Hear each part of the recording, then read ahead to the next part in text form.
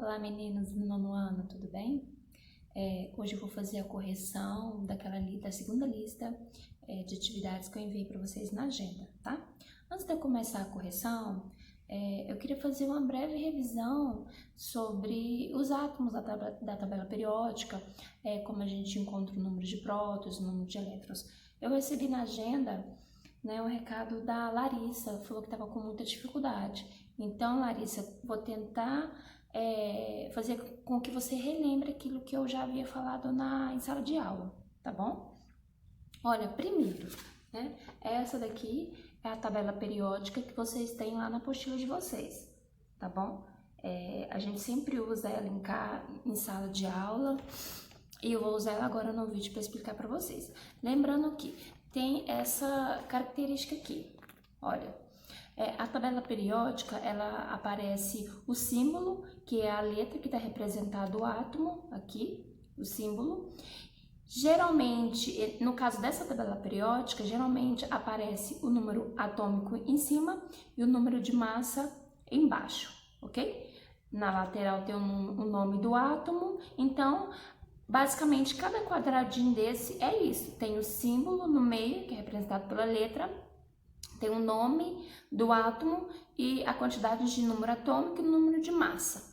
Lembra que eu falei para vocês que na maioria das tabelas periódicas o número atômico vem em cima e o número de massa embaixo? Na maioria delas. Pode acontecer de variar? Pode. Mas como que você vai conseguir identificar?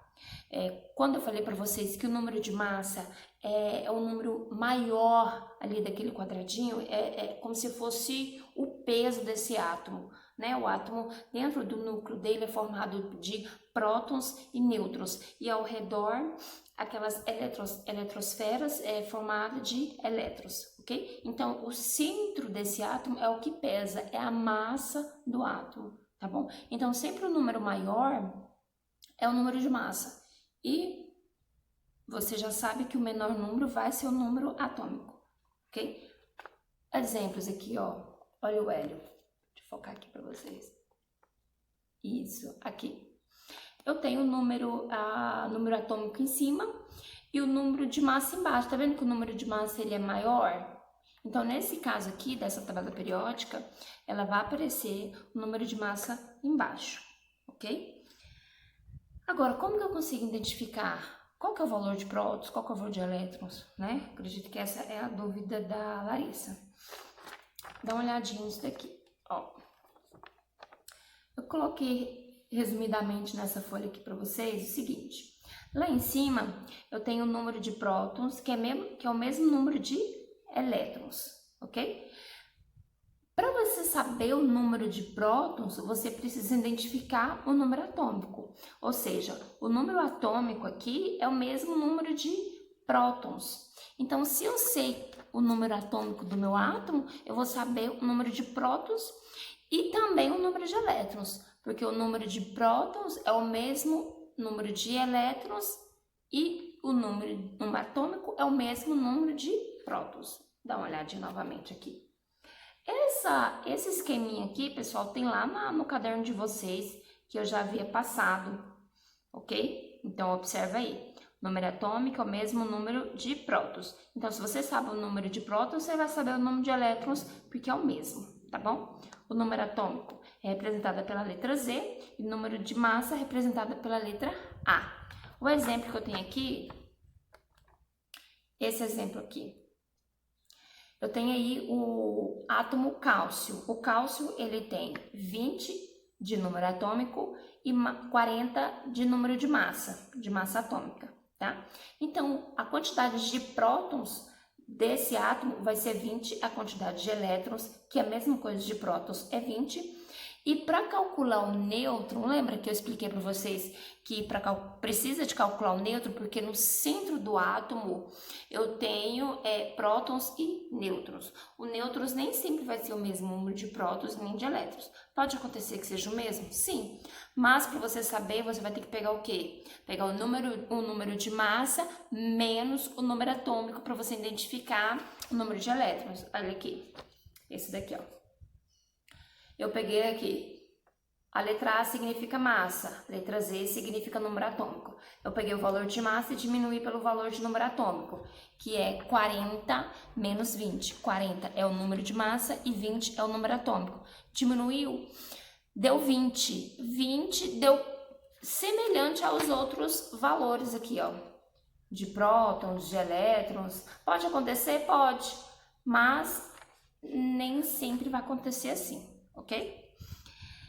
Então, eu espero que eu tenha te ajudado, Larissa. Se ainda continua com dúvida ainda, dá uma olhadinha lá no seu caderno, naqueles resumos que eu passei para vocês, desenhei um átomo, falei que prótons é igual elétrons, que o número atômico é o mesmo número de prótons, tá bom?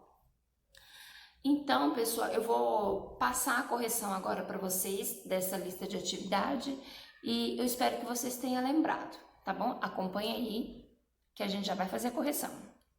Então, meninos, vamos continuar com a correção das atividades, né?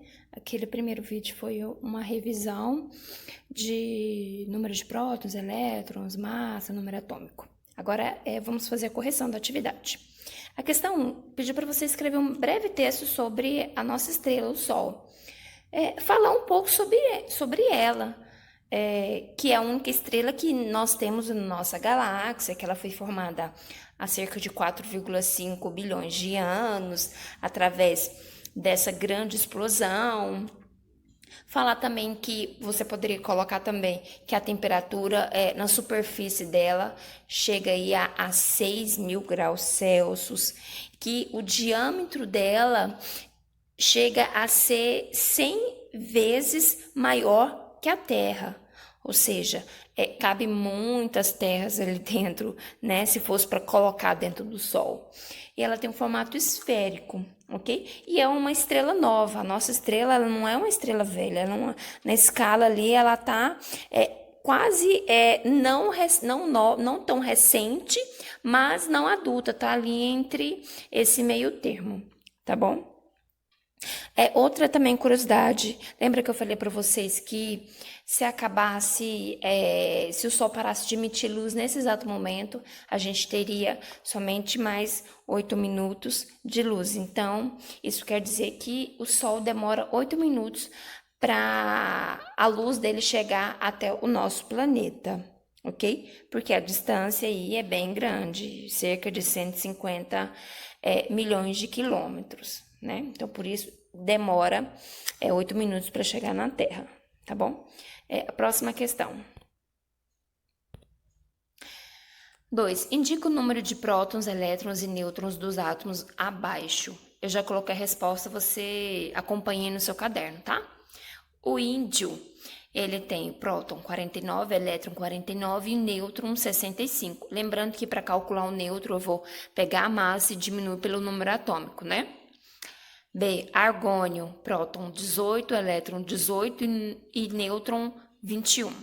Radônio, próton 86, elétron 86 e nêutrons 136.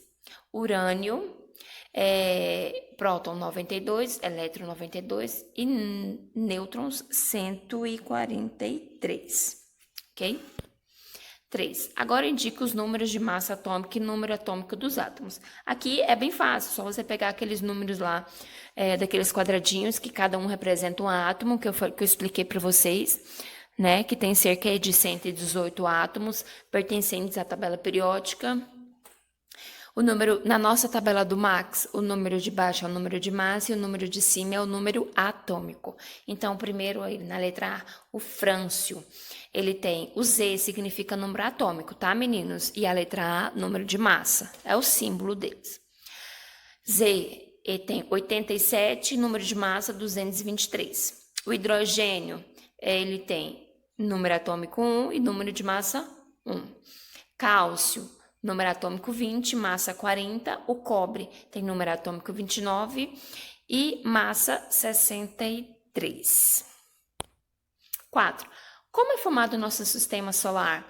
Então, meninos, o nosso sistema solar é formado através de corpos celestes, de planetas, de asteroides, de satélites. tanto naturais e agora os artificiais também, que os seres humanos colocaram na órbita do nosso planeta. Em outros planetas também ficam alguns satélites artificiais para tirar foto, para ver como que é de fato o planeta específico, tá bom? E também pelo nosso Sol, né? Que nosso planeta ocupa ali a terceira posição, tá na faixa ali de sobrevivência. Essa faixa costuma se utilizar para poder identificar os planetas provavelmente habitados. Questão 5. Define os seguintes termos. Satélites naturais são as luas, né? Satélites naturais são as luas. O nosso planeta Terra tem uma e tem planetas gasosos aí que tem mais de 80 luas. Cometas. Cometas são corpos celestes que costumam orbitar o nosso Sol e o centro dele é formado por gelo, poeira e alguns fragmentos de rochas. Letra C, asteroides. Esses são corpos rochosos que têm várias formas irregulares, eles não são bem esféricos não, tá bom? E eles costumam orbitar ao redor do Sol. Nós temos um cinturão de asteroide muito famoso que fica entre o planeta Marte e Júpiter, ok? A próxima é a letra D, meteoros e meteoritos. Meteoros, meninos, são fragmentos rochosos que geralmente quando cai aqui na nossa atmosfera, no caso meteoros, né? Quando ele cai na atmosfera, não consegue romper as barreiras ou devido à concentração elevada de gases, ele acaba explodindo, aí dá aquela sensação, aquela impressão de estrela cadente que o pessoal fala. Né? Então, esses meteoros, quando eles rompem a nossa órbita, sai da órbita e entra no nosso planeta Terra, rompendo as nossas camadas, ele não consegue chegar até o solo. Então, quando esse fragmento não consegue chegar até o solo, ele acaba explodindo na atmosfera, a gente chama de meteoro. Agora, quando esse fragmento rochoso ele rompe as camadas, consegue romper esses gases também, que a porcentagem deles são bem grandes, a pressão é muito grande do planeta. Quando ele consegue romper e cai no solo, a gente fala que eles são meteoritos, tá bom? Então, rompeu a nossa atmosfera, caiu no chão, meteorito. Não conseguiu romper a atmosfera, explodiu lá em cima, meteoros, tá bom? Meninos, eu espero que vocês tenham tirado as suas dúvidas. Se houverem mais dúvidas, vocês mandam lá na agenda, tá bom? Por hoje é só isso e até o próximo vídeo. Tchau!